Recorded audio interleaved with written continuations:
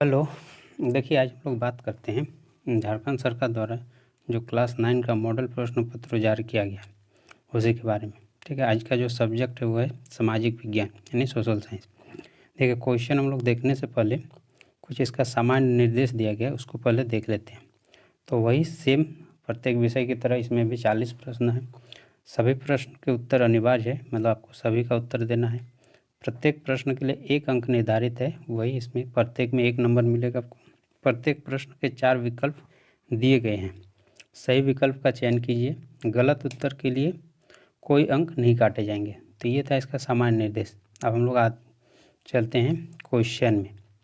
पहला क्वेश्चन बोल रहा है जो जल भाग 3 ओर से स्थल भाग से घिरा हो उसे क्या कहते हैं। तो 3 ओर से स्थल से घिरा हुआ रहेगा उसको नदी, खाड़ी, झील, सागर। तो इसका सही जवाब क्या हो जाएगा, बी, खाड़ी।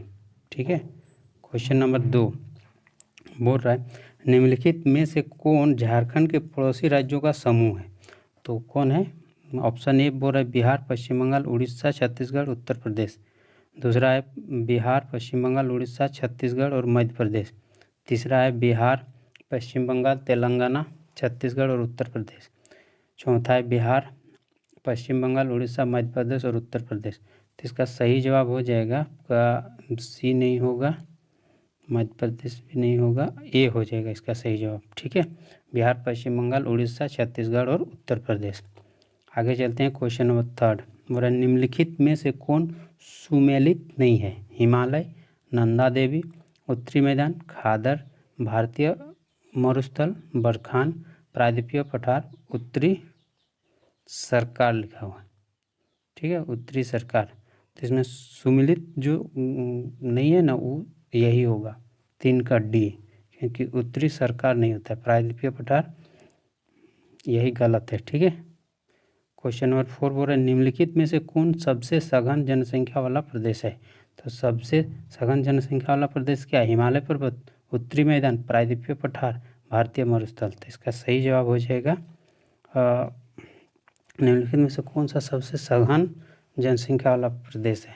तो सघन जनसंख्या वाला प्रदेश क्या हो जाएगा आपका उत्तरी मैदान हो जाएगा। ठीक है, जैसे यूपी हो गया, बिहार हो गया, ये सब आता है इसमें, इसके अंतर्गत।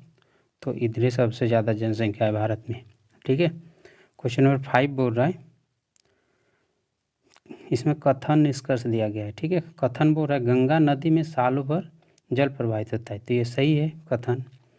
कारण बोल रहा है गंगा नदी हिमालय से निकलने वाली नदी है और गर्मी में हिमालय के बर्फ पिघलने से गंगा नदी को जल प्राप्त होता है। तो इसका कथन भी सही है और कारण भी सही है। ठीक है, तो इसका एक्चुअली सही आंसर क्या हो जाएगा, केवल कथन सही है नहीं, गलत। कारण सही और कथन गलत, ये भी गलत है। कथन और कारण दोनों गलत, ये भी गलत है। ऑप्शन डी इज करेक्ट, कथन और कारण दोनों सही है। ठीक है, यानी इसका हो जाएगा आपका 5 का डी। ठीक है, क्वेश्चन नंबर 6 चलते हैं। और भारत में नदियों का महत्व किन क्षेत्रों में है, सिंचाई, नौचालन, जल विद्युत, उपयुक्त सभी। तो इसका सही आंसर हो जाएगा उपयुक्त सभी। सिंचाई भी होता है, नौचालन भी होता है, जल विद्युत भी होता है, यानी तीनों सही है। ठीक है, भारत में मानसून के आगमन के साथ कौन सी ऋतु का आरंभ होता है। तो मानसून के आगमन के साथ कौन सी ऋतु का आरंभ होता है, ग्रीष्म ऋतु, वर्षा ऋतु, शीत ऋतु, शरद ऋतु। तो क्या इसका सही जवाब हो जाएगा वर्षा ऋतु। ठीक है, 7 का बी।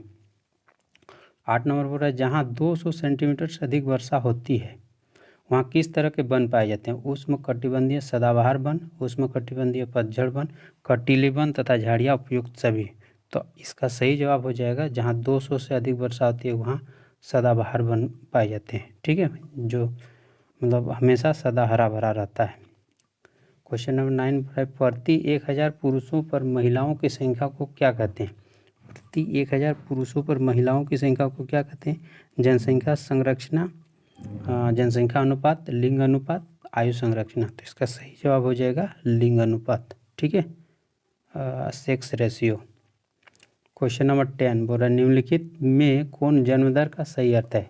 एक वर्ष में प्रति 1000 व्यक्तियों में जितने जीवित बच्चों का जन्म होता है, एक वर्ष में प्रति 1000 व्यक्तियों में जितने जीवित और मृत बच्चों का जन्म होता है, एक वर्ष में प्रति 1000 व्यक्तियों में जितने मृत बच्चों का जन्म होता है, एक वर्ष में प्रति 1000 व्यक्तियों में जितने बच्चों का प्रवास होता है। तो इसका सही जवाब हो जाएगा ए नंबर, एक वर्ष में प्रति 1000 व्यक्तियों में जितने जीवित बच्चों का जन्म होता है। ठीक है, ये जन्म दर का सही अर्थ है। क्वेश्चन नंबर 11 बोल रहा है किसी भी देश में कानून बनाने का सबसे बड़ा अधिकार किसको होता है? राष्ट्रपति, प्रधानमंत्री, संसद, सर्वोच्च न्यायालय। तो इसका सही जवाब हो जाएगा सी। ठीक है, क्वेश्चन नंबर 11 का हो जाएगा सी, संसद। ठीक है, क्वेश्चन नंबर 12 बोल रहा है दक्षिण अफ्रीका में रंगभेद कब खत्म हुआ? तो रंगभेद को दक्षिण अफ्रीका में किसने खत्म किया था? नेल्सन मंडेला ने। ठीक है, तो कब हुआ था ये? 26 अप्रैल 1994 को। Option B is correct. ठीक है, क्वेश्चन नंबर 13 बोल रहा है लोकतंत्र जनता का, जनता के द्वारा और जनता के लिए शासन, यह परिभाषा किसने दी थी? तो हम लोग पढ़े थे इसको, अब्राहम लिंकन ने दिया था। ठीक है, कोई 13 का क्या हो जाएगा? ए, Roosevelt, Mahatma Gandhi, Woodrow Wilson. तो इसका सही जवाब हो जाएगा अब्राहम लिंकन, 13। 14 नंबर पर रहा है संविधान सभा की पहली बैठक कब हुई थी? तो 14 का क्या हो जाएगा? दिसंबर 1946, जुलाई 1946, नवंबर 1949, दिसंबर 1949। तो इसका सही जवाब हो जाएगा 14 का हो जाएगा ए, दिसंबर 1946। लोकसभा चुनाव के लिए भारत को कितने निर्वाचित क्षेत्रों में बांटा गया है? तो लोकसभा चुनाव के लिए भारत को कितने निर्वाचित क्षेत्रों में बांटा गया है? 543। ठीक है, मतलब इतना का चयन होता है और वैसे मनोनीत होता है 2 गो। ठीक है, राष्ट्रपति के द्वारा मनोनीत किया जाता है 2 गो। हमारा संविधान हमें कितने मौलिक अधिकार प्रदान करता है? तो कितने मौलिक अधिकार प्रदान करता है? 16 का हो जाएगा बी, 6 को मौलिक अधिकार प्रदान किया जाता है। ठीक है, यानी 16 का हो जाएगा बी। 17 बोल रहा है निम्नलिखित में कौन राजनीतिक कार्यपालिका का हिस्सा होता है? जिलाधीश, गृह मंत्रालय का सचिव, गृह मंत्री, पुलिस महानिदेशक। तो राजनीतिक कार्यपालिका का हिस्सा कौन होता है? सी, गृह मंत्री। ठीक है, यानी 17 का हो जाएगा सी। 18 बोल रहा है सरकारी निर्णय से उठने वाले विवादों का निपटारा कौन करता है? सर्वोच्च न्यायालय, राष्ट्रपति, प्रधानमंत्री, मुख्यमंत्री। तो 18 का क्या हो जाएगा? सर्वोच्च न्यायालय, जिसको हम लोग सुप्रीम कोर्ट बोलते हैं। ठीक है, 18 का ए हो जाएगा। 19 नंबर बोल रहा है किसके नेतृत्व वाली पार्टी ने 1971 के लोकसभा चुनाव में गरीबी हटाओ का नारा दिया था? जयप्रकाश नारायण, इंदिरा गांधी, मोरारजी देसाई, एन.टी. रामाराव। तो इसका सही जवाब हो जाएगा बी, इंदिरा गांधी। ठीक है, क्वेश्चन नंबर 20 बोल रहा है केंद्र सरकार का प्रमुख कौन होता है? राष्ट्रपति, राज्यपाल, प्रधानमंत्री, मुख्यमंत्री। तो केंद्र सरकार का प्रमुख कौन होता है? 20 का हो जाएगा आपका सी, प्रधानमंत्री। ठीक है, क्वेश्चन नंबर 21 चलते हैं। और एक वर्ष में किसी भूमि पर एक से ज़्यादा फसल पैदा करने की विधि क्या कहलाती है? खरीफ फसल, बहुविध फसल प्रणाली, फसल चक्र, रबी फसल। तो 21 का हो जाएगा बहुविध फसल प्रणाली। ठीक है, एक से अधिक फसल एक साथ पैदा करना। ठीक है, क्वेश्चन नंबर 22 बोल रहा है निम्नलिखित कथनों में से पालमपुर के संदर्भ में कौन सा सत्य है? पालमपुर में 450 परिवारों में से लगभग 1/3 परिवारों के पास खेती के लिए भूमि नहीं है। पालमपुर में दुग्ध उत्पादन मुख्य आर्थिक क्रिया है। पालमपुर आसपास के गांवों और कस्बों से भलीभांति नहीं जुड़ा हुआ है। तो पालमपुर में रोगियों के उपचार की कोई व्यवस्था नहीं है। तो इसका सही जवाब हो जाएगा, देखिए बी गलत है, दूध उत्पादन वहाँ की मुख्य आर्थिक क्रिया, ये भी गलत है। ये भलीभांति जुड़ा हुआ नहीं, ये भी गलत है। उपचार कोई व्यवस्था, ये तीनों गलत है, बी सी डी। इसका सही जवाब हो जाएगा ए। ठीक है, 22 का। 23 और जापान जैसे देशों ने अपने देश के विकास के लिए किस चीज़ पर निवेश किया? शिक्षा पर निवेश, परिवहन पर निवेश, कृषि पर निवेश, खनन पर निवेश। तो 23 का हो जाएगा शिक्षा पर निवेश। ठीक है, ऑप्शन ए इज करेक्ट। 24 बोल रहा है इनमें से कौन तृतीय क्षेत्र के क्रियाकलापों में नहीं आते हैं? बैंकिंग, शिक्षा, खनन, पर्यटन। तो कौन नहीं आता है? सी नहीं आता है, खनन। ठीक है, आपका 24 का हो जाएगा सी, खनन उप प्राथमिक क्रिया के अंतर्गत आता है। 24-25 नंबर बोल रहा है भारत सरकार ने कक्षा के बच्चों की उपस्थिति को बढ़ावा देने के लिए कौन सी योजना कार्यान्वित की है? सर्व शिक्षा अभियान, सेतु पाठ्यक्रम, स्कूल लोटो शिविर, दोपहर के भोजन की योजना। तो 25 का हो जाएगा और कक्षा में उपस्थिति को बढ़ाने के लिए दोपहर के भोजन की योजना। ठीक है, ऑप्शन डी इज करेक्ट। ठीक है, 25 का हो जाएगा डी। निम्नलिखित क्वेश्चन नंबर 26, निम्नलिखित में से कौन से राज्य ने निर्धनता को कम करने के लिए अनाज के सार्वजनिक वितरण प्रणाली में सुधार किया? पंजाब एवं हरियाणा, दूसरा केरल, आंध्र प्रदेश एवं तमिलनाडु, चौथा है पश्चिम बंगाल। तो इसका 26 का सही जवाब हो जाएगा आंध्र प्रदेश एवं तमिलनाडु। ठीक है, 26 का हो जाएगा सी। 27 का आपका आते हैं क्वेश्चन नंबर 27 बोल रहे निम्नलिखित में से भारत सरकार के किस कार्यक्रम के अंतर्गत अगर आवेदक को 15 दिनों के अंदर रोजगार नहीं कराया गया तो वह दैनिक बेरोजगार भत्ते का हकदार होगा? राष्ट्रीय काम के बदले अनाज, राष्ट्रीय रोजगार गारंटी कोष, प्रधानमंत्री रोजगार योजना, स्वर्ण जयंती ग्राम स्वरोजगार योजना। तो इसका सही जवाब हो जाएगा आपका 27 का हो जाएगा राष्ट्रीय रोजगार गारंटी कोष, राष्ट्रीय रोजगार गारंटी कोष। ठीक है, ऑप्शन बी इज करेक्ट।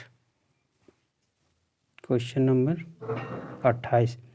ठीक है, 28 बोल रहा है भारत में ग्रामीण क्षेत्र में प्रतिदिन प्रति व्यक्ति कितने कैलोरी की आवश्यकता स्वीकृत की गई? 2400 कैलोरी, 1400 कैलोरी, 2500 कैलोरी, 3400 कैलोरी। तो इसको कितना किया गया है आपका 2400 कैलोरी। ठीक है, ऑप्शन ए इज करेक्ट।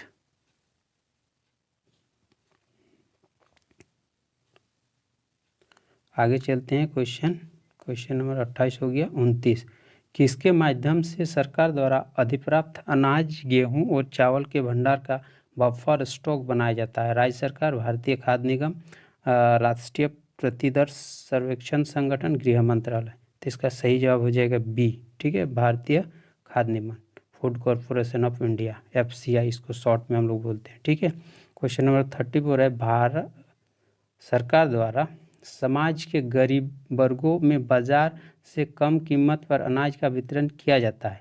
इस कीमत को क्या कहते हैं? निर्गम कीमत, न्यूनतम समर्थित कीमत, बाजार कीमत, राशन कार्ड कीमत।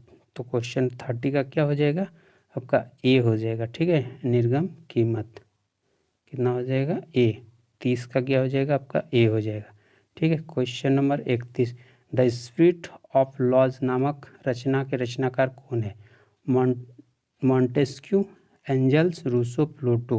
तो क्या हो जाएगा इसका सही जवाब मॉन्टेस्क्यू। ठीक है, क्वेश्चन नंबर 32 बोल रहा है फ्रांसीसी क्रांति के समय फ्रांस पर किसका शासन था? मुसोलिनी, नेपोलियन, लुई 16वां, लुई 17वां। तो इसका सही जवाब हो जाएगा डी, लुई 17वां। ठीक है, 32 का हो जाएगा डी। 33 बोल रहा है नवंबर के अपराधी कौन है? सम्राट समर्थक, हिटलर समर्थक, वाइमर गणराज्य के समर्थक, इसका हो जाएगा लुई। रुकिए, इसके बाद 32 में फ्रांसीसी क्रांति के समय फ्रांस पर किसका शासन था? लुई 16वां, 17वां नहीं होगा, लुई 11, 12, यानी इसका डी सही हो जाएगा। ठीक है, 32 का डी हो जाएगा, इसको लुई 12वां बोलते हैं। ठीक है, 33 नंबर में बोल रहा है नवंबर के अपराधी कौन थे? सम्राट समर्थक, हिटलर समर्थक, वाइमर गणराज्य के समर्थक और लुई 12वां। तो 33 का हो जाएगा आपका सी, वाइमर गणराज्य के समर्थक। ठीक है, क्वेश्चन नंबर 34 हो रहा है किसी समुदाय को दूसरे समुदाय से अलग रखना क्या कहलाता है? घेटो, शिविर, संलाप गृह, युद्ध गृह। तो 34 का हो जाएगा घेटो। ठीक है, ऑप्शन ए इज करेक्ट। ठीक है, एक समाज को दूसरे से अलग रखना घेटो कहलाता है। भारत का प्रमुख वन महानिदेशक कौन था? Foster, Ranganathan, Brandis, Clarke. तो 35 का हो जाएगा आपका सी, ब्रैंडिस। ठीक है, ब्रैंडिस। क्वेश्चन नंबर 36 बोला झूम खेती को किस अन्य नाम से जानते हैं? घुमंतु खेती, पहाड़ी खेती, अस्थायी खेती, सीढ़ीदार खेती। तो इसको और किस अन्य नाम से जाना जाता है? घुमंतु खेती के नाम से जाना जाता है। ठीक है, क्वेश्चन नंबर 37 बोल रहे भारतीय वन सेवा की स्थापना कब हुई थी? 1857, 1864, 1874, 1854। तो इसका हो जाएगा भारतीय वन सेवा की स्थापना कब हुई थी? 37 का हो जाएगा 1864। ठीक है, बी इज करेक्ट। ठीक है, बी इज करेक्ट। अब आगे चलते हैं 37 के बाद 38, फ्रांस की क्रांति कब हुई थी? तो फ्रांस की क्रांति कब हुई थी? 1789, 1786, 1784, 1700। फ्रांस की क्रांति कब हुई थी? 1789। ठीक है, औपनिवेशिक सरकार ने अपराधी जनजाति अधिनियम कब पारित किया? 1879, 1871, 1869, 1854। तो 39 का हो जाएगा 1871। Option B is correct. ठीक है। रूस की क्रांति कब हुई थी? तो रूस की क्रांति, ये अंतिम क्वेश्चन है, 1917, 1921, 1922, 1924। डी का क्या हो जाएगा? 1917। ठीक है। तो इस प्रकार हम लोग का क्लास 9 का भी सभी सब्जेक्ट मतलब Hindi, English, math, science, social science का मॉडल प्रश्न पत्र कंप्लीट होता है। ठीक है। अब हम लोग क्लास 10 का न्यू कोर्स स्टार्ट करेंगे। तो अगर अब उसके माध्यम से वीडियो आएगा। अगर आप लोग को वीडियो पसंद आ रहा है तो लाइक, कमेंट और शेयर ज़रूर कीजिएगा। चैनल में नहीं है तो सब्सक्राइब कर दीजिएगा। Thank you for watching this video. जोहार झारखंड।